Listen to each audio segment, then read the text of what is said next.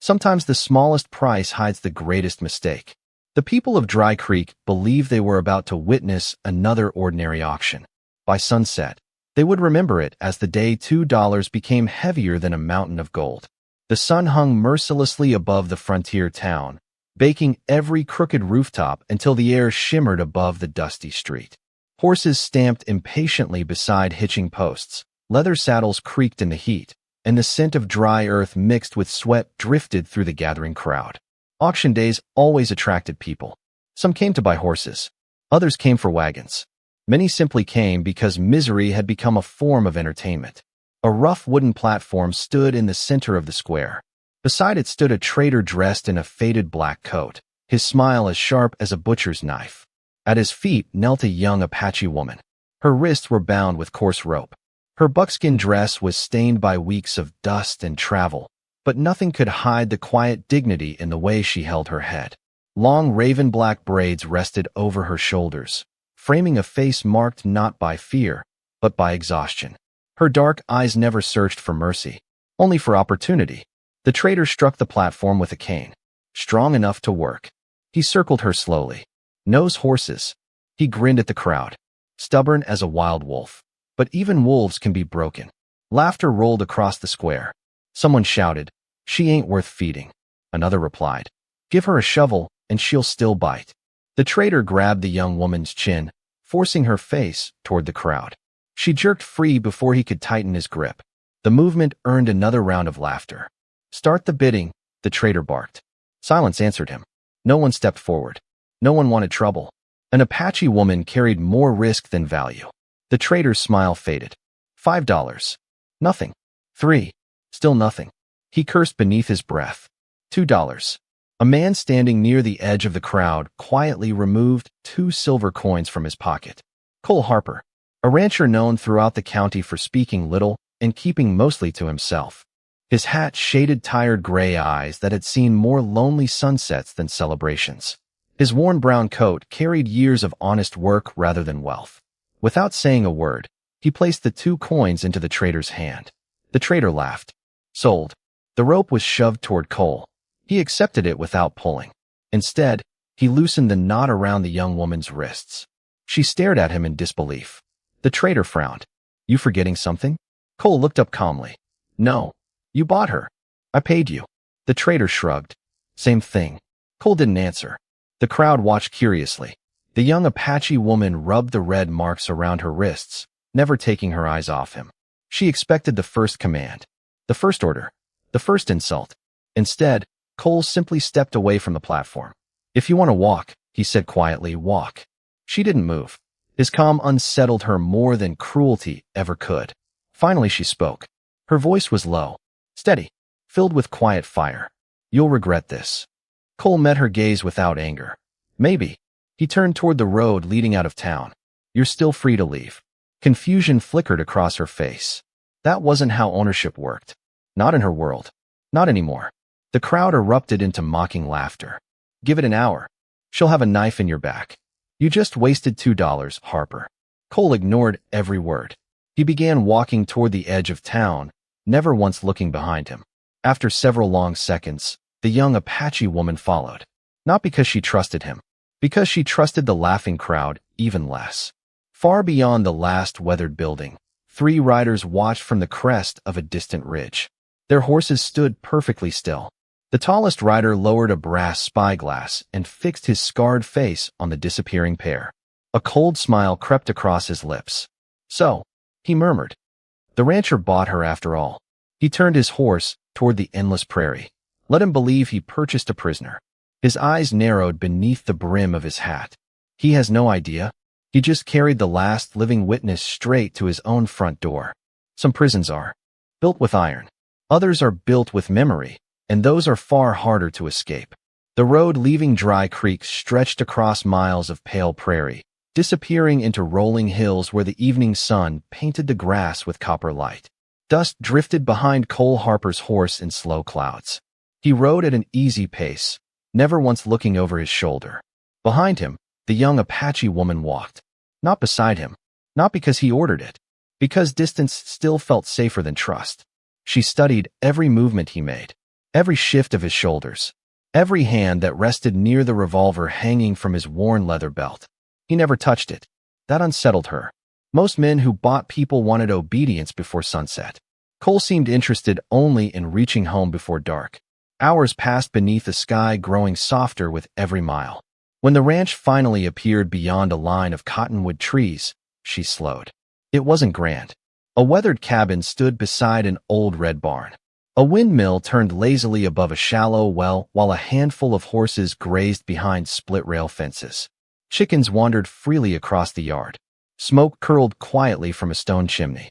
Nothing about the place looked wealthy. Everything about it looked honest. Cole dismounted first. He removed the saddle from his horse before carrying 2 heavy buckets toward the trough. Only then did he glance toward her. The well's over there. His voice remained calm. If you're thirsty. That was all. No command. No warning. He returned to his work. Naya remained where she stood. Confusion slowly replaced suspicion. She had spent months learning how men behaved. This one refused to follow any pattern she understood. She walked carefully toward the well.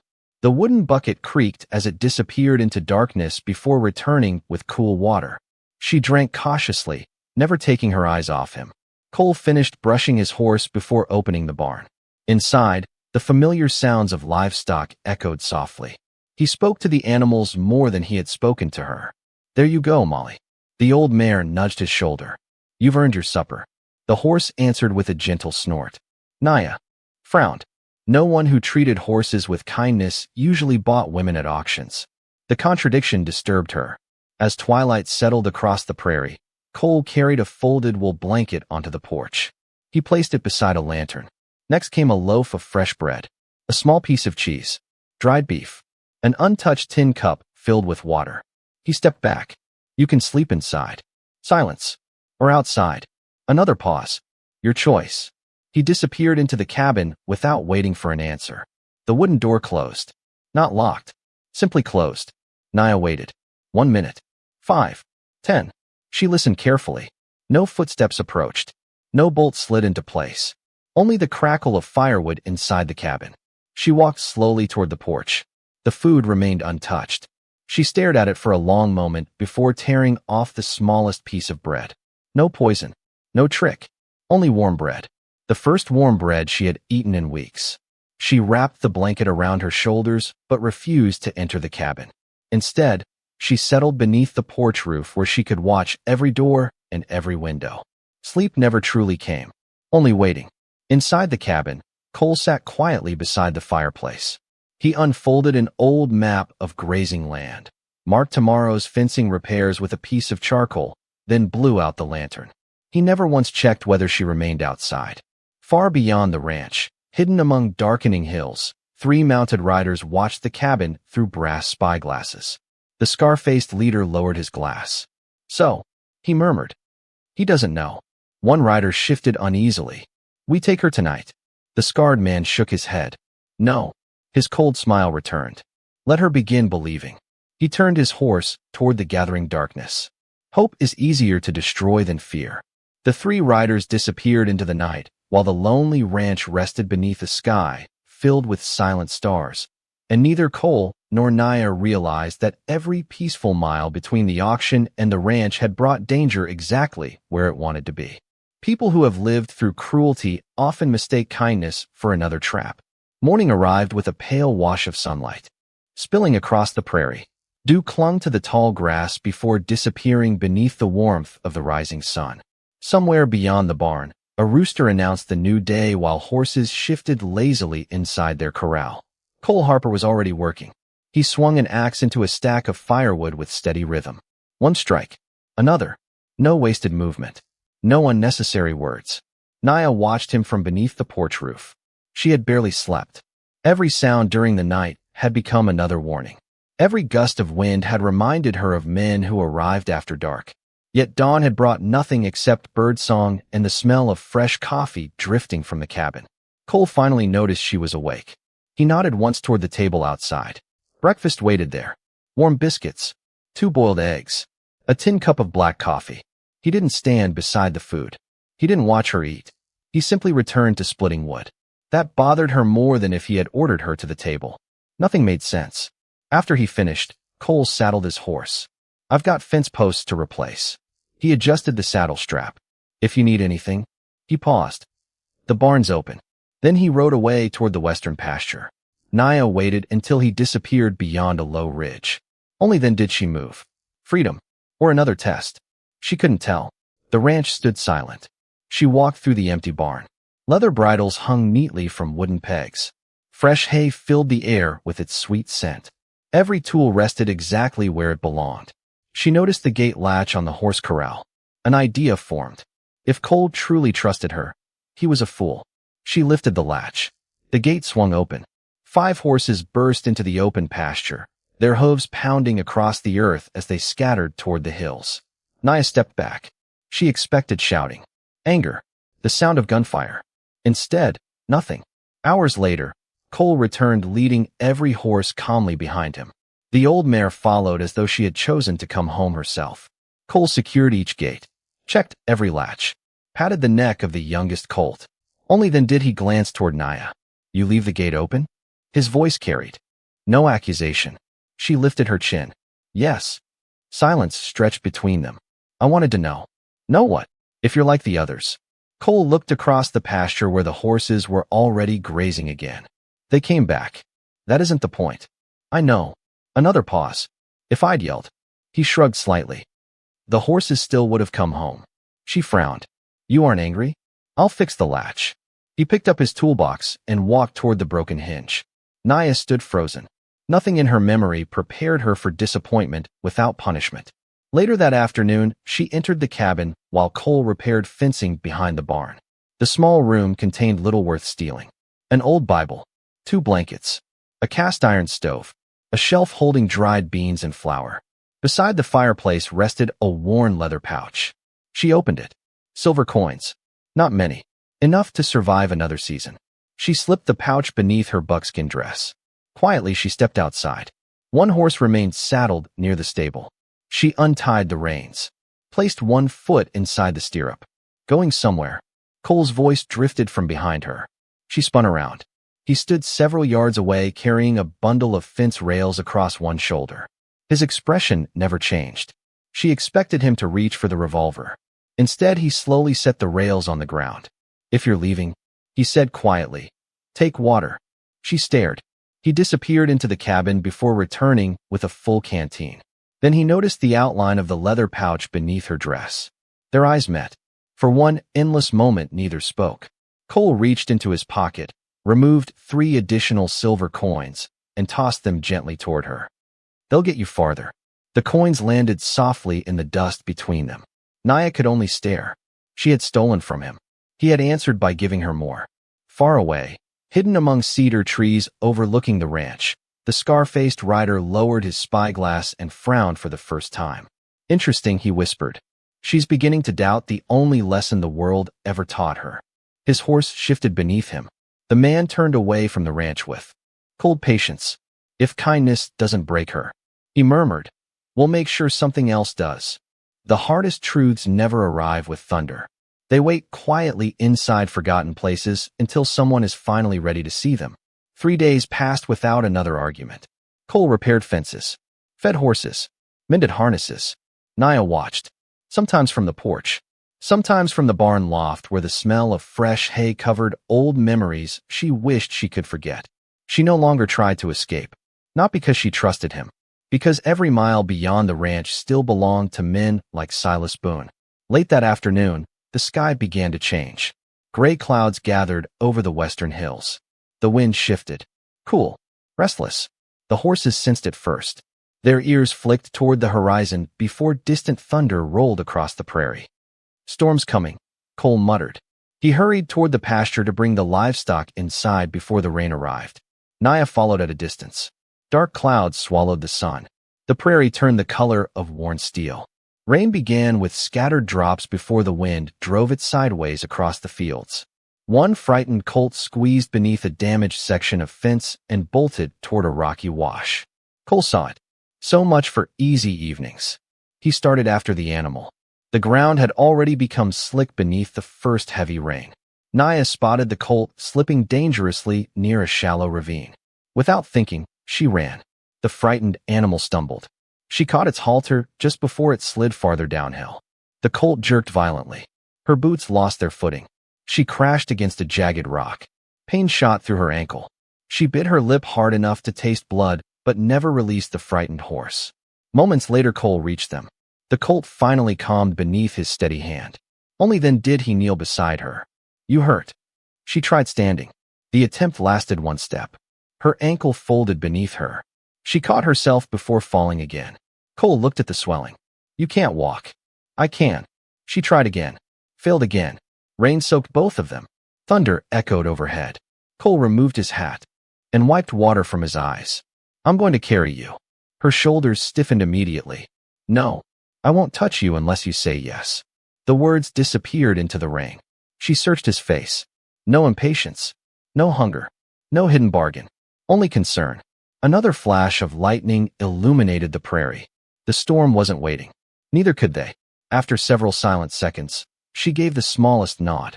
Cole slipped one arm beneath her knees and another behind her back. Nothing more.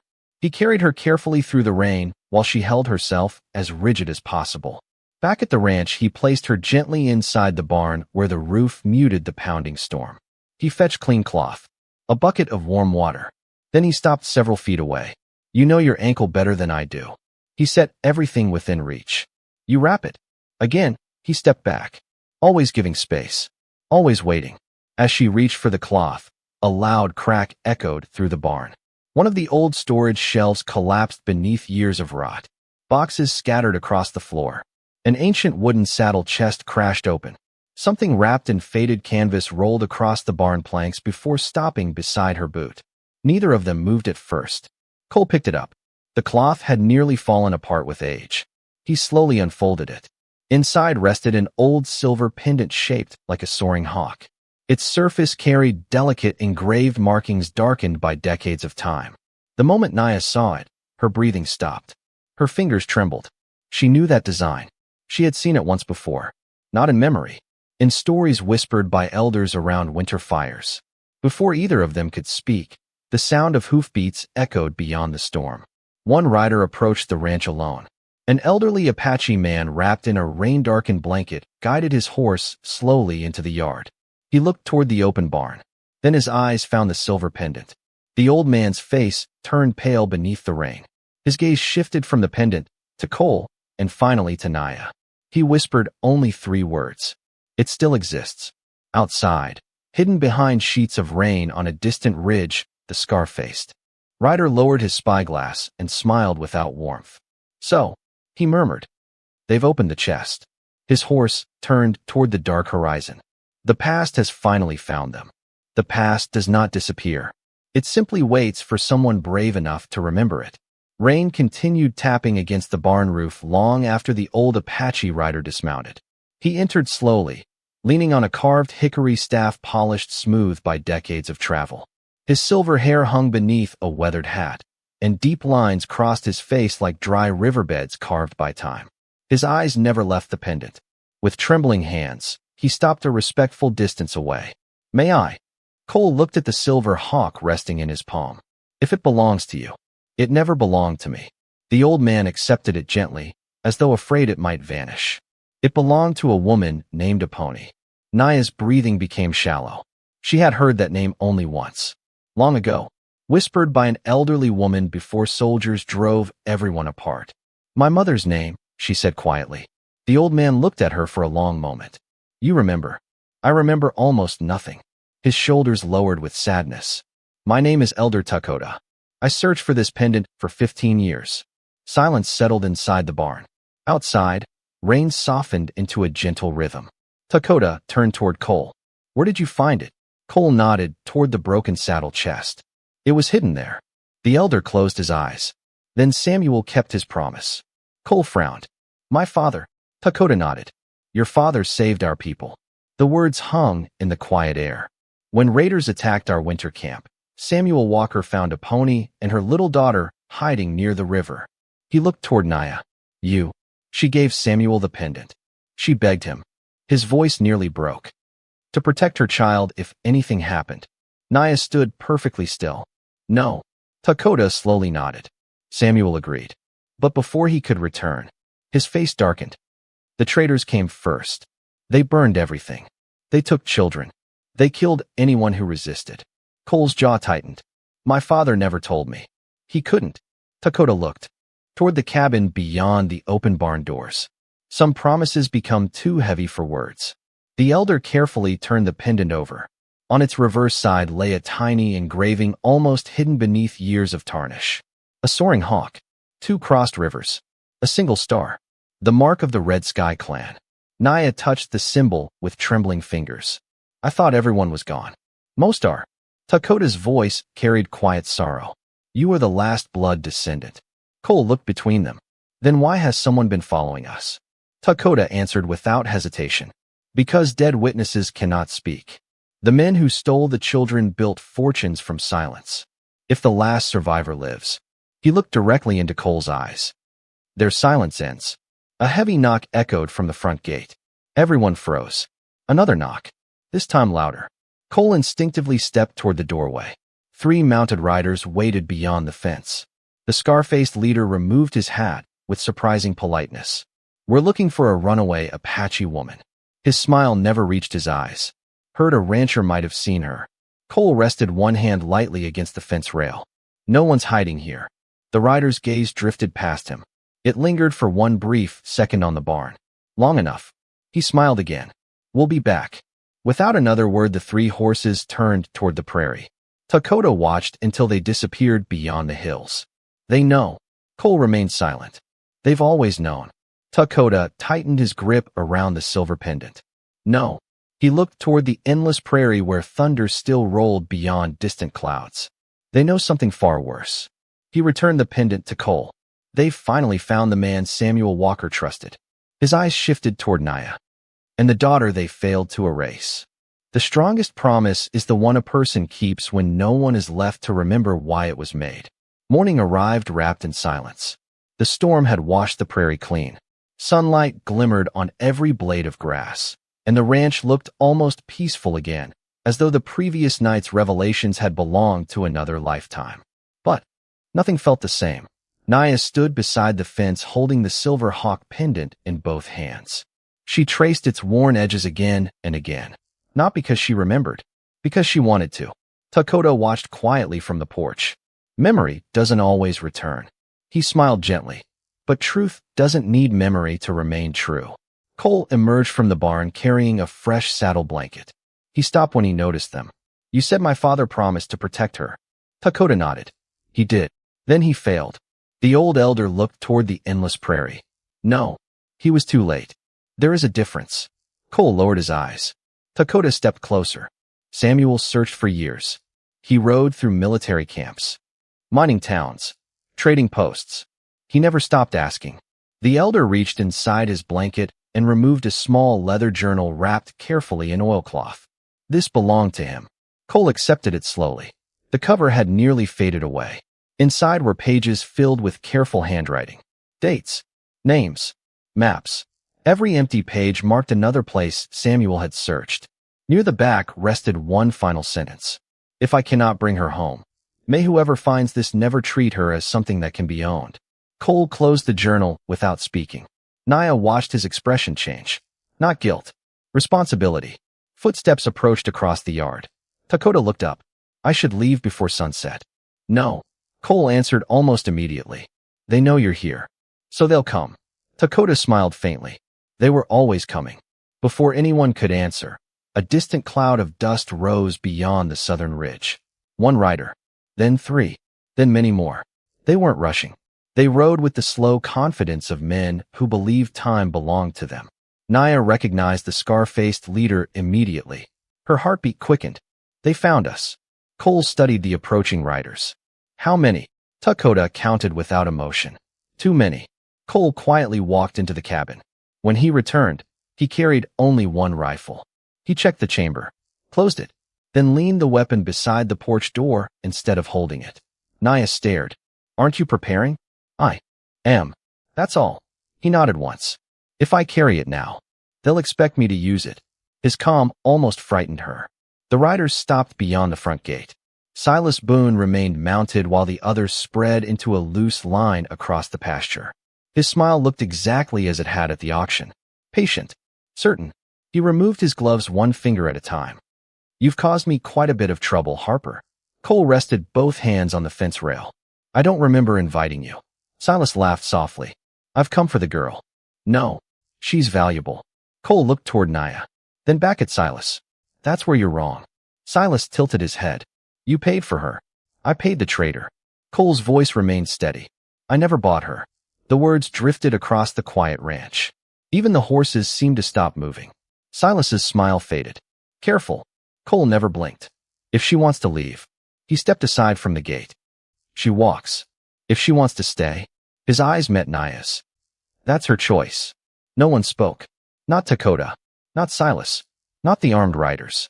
For the first time in many years, someone had placed the decision entirely in Naya's hands. She looked toward the open prairie, toward the waiting horse, toward freedom, then slowly turned back toward the weathered porch. She stepped beside Cole. I stay. Silas's expression hardened into something far colder than anger. Behind him, several riders exchanged uncertain glances. The scar-faced outlaw slowly climbed down from his horse. So be it. His hand rested lightly on his holster. You've both just chosen a very dangerous road. Dakota tightened his grip on the hickory staff. Far beyond the ranch, hidden behind another distant ridge, a lone rider spurred his exhausted horse northward. He carried no rifle, only urgency, and a message meant for the nearest judge before darkness could fall. The loudest battles are often won before the first shot is fired. No one moved. The prairie held its breath beneath a pale afternoon sky, while wind whispered through dry grass around the ranch. Silas Boone stood outside the fence with nearly 20 armed riders behind him. Cole remained on the porch. One rifle leaned quietly against the wall, untouched. Naya stood beside him, not behind him, beside him. Dakota rested both hands upon his hickory staff, his weathered eyes fixed on the scar-faced outlaw. Silas smiled again. I'll ask one last time. Hand her over.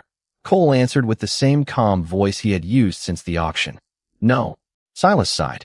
I was hoping you'd save everyone some trouble. Several riders slowly loosened their revolvers. The horses became restless. Even the wind seemed to hesitate. Then, another sound drifted across the prairie. Hoofbeats. Fast. Everyone turned. A lone rider galloped toward the ranch, his horse white with sweat. The young Apache messenger nearly fell from the saddle before catching himself. He rode straight to Dakota. They're coming. Dakota simply nodded. I know. Silas laughed. More Apache? The messenger shook his head. No. His eyes found Cole. The judge. Silas's smile disappeared. Dust rose once again beyond the northern hills. This time, wagons. Mounted deputies. Several ranchers. The line grew larger with every passing second. Cole looked at Dakota. You sent him. The old elder nodded. When I saw the pendant, I sent him before sunrise. I prayed we weren't already too late. Silas slowly stepped backward. His men exchanged uncertain glances. One whispered quietly. You said nobody knew. Silas ignored him. The approaching riders reached the ranch only minutes later. At their front rode Judge Thomas Whitmore beside 3 deputy marshals. Behind them came several local ranchers. One familiar face climbed down before anyone else. Jacob Miller. Cole stared. I thought your ranch burned. Jacob smiled tiredly. It did. But I didn't. He carried a weathered lockbox beneath one arm. Judge Whitmore removed his hat. Mr. Boone, I have several questions. Silas forced another smile. I'm sure this is all a misunderstanding. Dakota stepped forward. No. He gently accepted the lockbox from Jacob. Inside rested dozens of folded papers sealed in wax. Trading records, property ledgers, names, dates, receipts. The judge opened the first document. His expression darkened. Another, then another. Every page connected missing children with false identities and illegal sales across multiple territories. Jacob spoke quietly. I found them beneath my burned barn. They tried to destroy everything. They missed this. Dakota removed one final paper from the bottom. Samuel Walker's sworn statement. Signed. Witnessed. Official. Cole recognized his father's handwriting immediately. The judge finished reading. Silence spread across the ranch. Even Silas's own riders stared at him differently now. One slowly removed his hand from his revolver. Another backed his horse away. A third simply turned around. Silas looked behind him. Get back here. Nobody moved. They're lying. Still, nobody moved. One by one, men who had ridden beside him began lowering their weapons. Not because they suddenly became heroes, because they finally understood what they had truly been protecting. Silas reached for his revolver. Deputy Marshal Hayes spoke before his fingers touched the grip. I wouldn't. The words carried no anger, only certainty. Silas looked around. 20 riders had become one frightened man standing alone in an open pasture. His shoulders sagged. For the first time, the confidence disappeared from his face. Judge Whitmore folded Samuel Walker's statement carefully. It seems, he said quietly, your greatest mistake wasn't leaving witnesses alive. His eyes shifted toward Cole. It was believing honorable people eventually stop keeping promises. Deputies stepped forward and peacefully relieved Silas of his revolver. No shots echoed across the prairie. No blood touched the earth. Only the quiet sound of handcuffs closing around wrists that had once believed themselves untouchable. Naya looked toward Cole. Neither smiled. Neither celebrated. Some victories were simply too heavy for that. As deputies escorted Silas toward the wagon, the scar-faced outlaw glanced once more at the silver pendant resting in Naya's hands. You think this ends today? Takota answered before anyone else could. No. He watched the wagon disappear beneath the endless western sky. Today, it finally begins. Freedom becomes real only when the world finally agrees to call it by its rightful name. 2 days later, the courthouse in Dry Creek stood quieter than anyone could remember. There were no gamblers crowding the porch. No drunken laughter spilled into the street. Even the hitching post seemed unusually still beneath the afternoon sun. Word had traveled faster than the stagecoach. Silas Boone's arrest had become the only story anyone wanted to tell. Inside the courtroom, Judge Thomas Whitmore adjusted his spectacles while deputies carried in the weathered lockbox recovered from Jacob Miller's burned ranch. One by one, the papers were laid across the long oak table. Trading records, bills of sale, false contracts, witness statements, Samuel Walker's journal.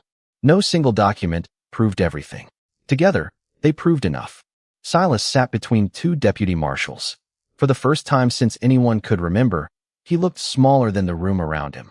The judge lifted the silver hawk pendant. Elder Takota. The old Apache stepped forward. Do you recognize this? I do. Can you identify its owner? Takota turned toward Naya. It belongs to the daughter of a pony, the last living blood of the Red Sky clan. The judge nodded slowly. He looked toward Naya.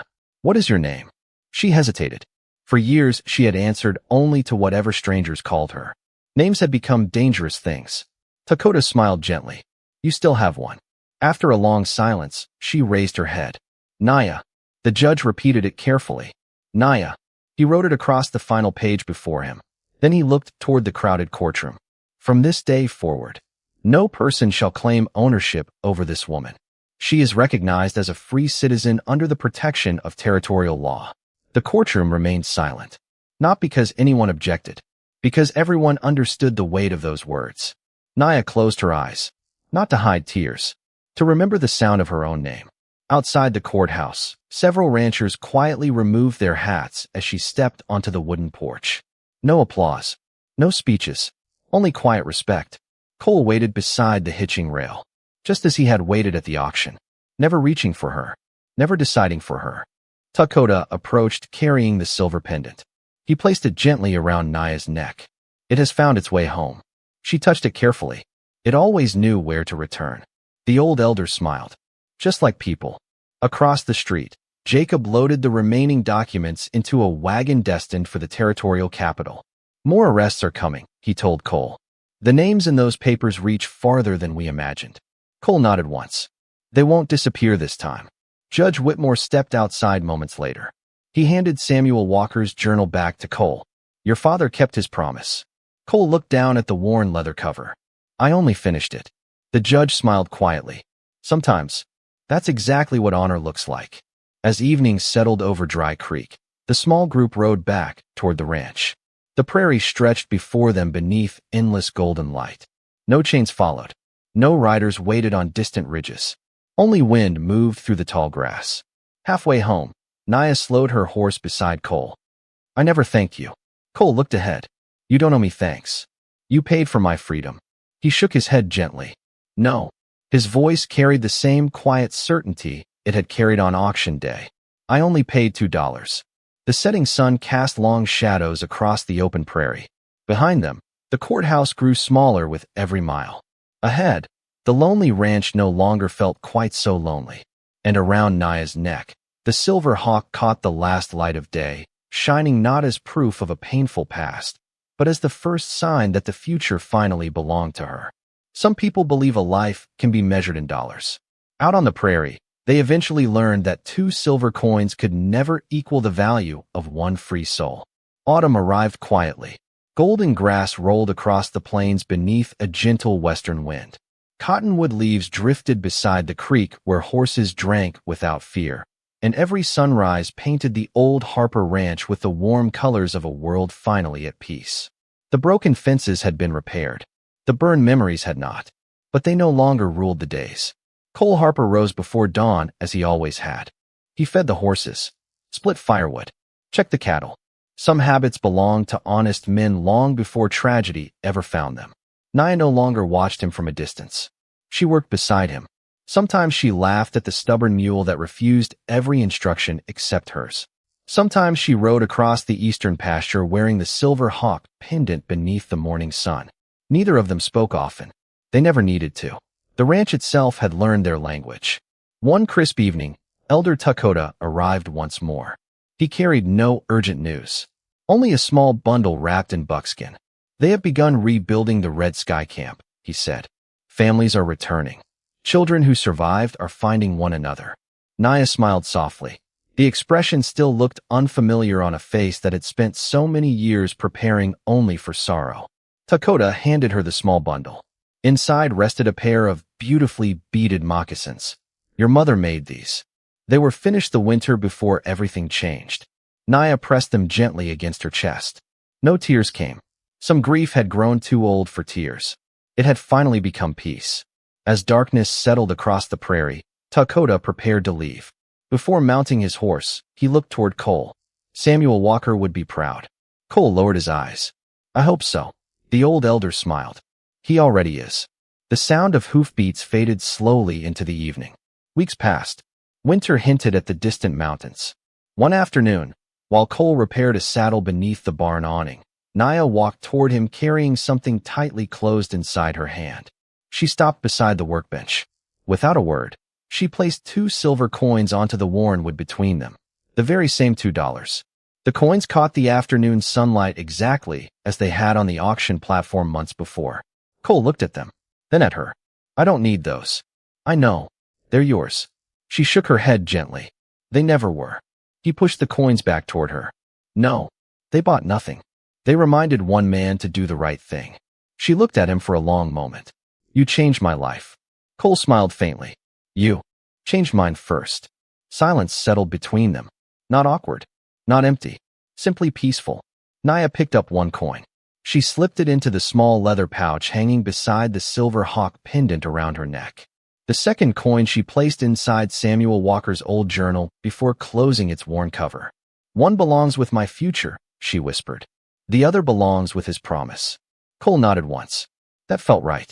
As the sun disappeared beyond the western hills, they walked together toward the pasture where the horses grazed beneath an endless sky. Neither reached for the other's hand. Neither spoke of tomorrow. The prairie carried enough hope without words. Far beyond the ranch, children laughed around new campfires where fear had once lived. The Red Sky Clan had begun again. The trafficking routes had vanished.